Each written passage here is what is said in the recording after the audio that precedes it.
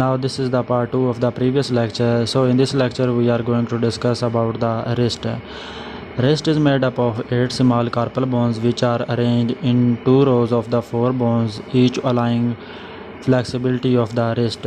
Looking at it from an interior view, from lateral to the medial, the proximal row has the scaphoid bone, which means boat-shaped, the moon-shaped lunate bone, the three-cornered pyramid-shaped triquetrum, and finally the pisiform, which look like a P.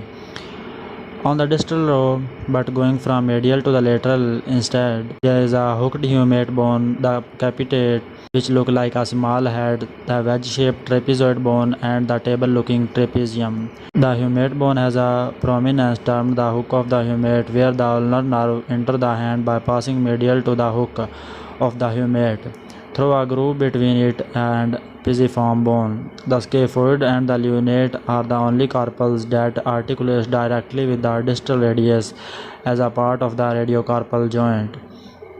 At the tip of the distal ulna, there is a fibrocartilaginous pad that spans the styloid process of the ulna and the part of the distal end of the radius on the medial side. This pad separates the ulna from the closest carpal, which are the lunate and triquetrum. So since it might be hard to learn all of 8 carpals, let's use a cool mnemonic to remember their order. Mnemonic is so long to pinky, here's come the thumb. This mnemonic helps you to remember the bones in a U shape, starting from lateral to the medial in the proximal row and then going from medial to lateral in distal row. This also helps remember that the pisiform is by a pinky and the trapezium is by the thumb. Another nice memory trick to remember that the trapezium is by the thumb is that they both have the letter M. To determine if you are looking at the carpal bones from anterior or posterior view, remember that the pisiform bone lies anterior to the triquetrum bone, so it's hidden in a posterior view. Then to identify the bone, start by looking at the lateral side, the side with the thumb on it, and locate the scaphoid bone on the proximal row of the bones. Remember, the scaphoid bone is a large and articulates with the distal radius. From there, identify the rest using the mnemonic we just learned.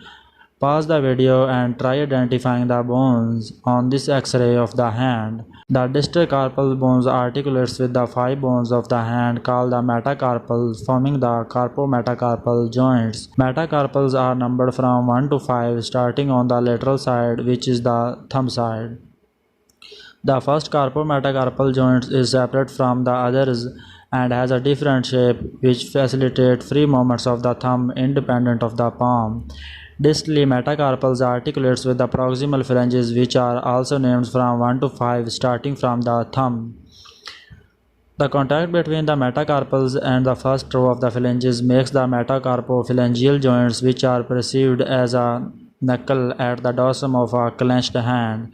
Distal to the proximal phalanges are middle and distal phalanges. However, the thumb only has 2 phalanges, a proximal and distal. The phalanges are connected together by intraphalangeal joints. Now this was some information about the wrist, so thanks for watching.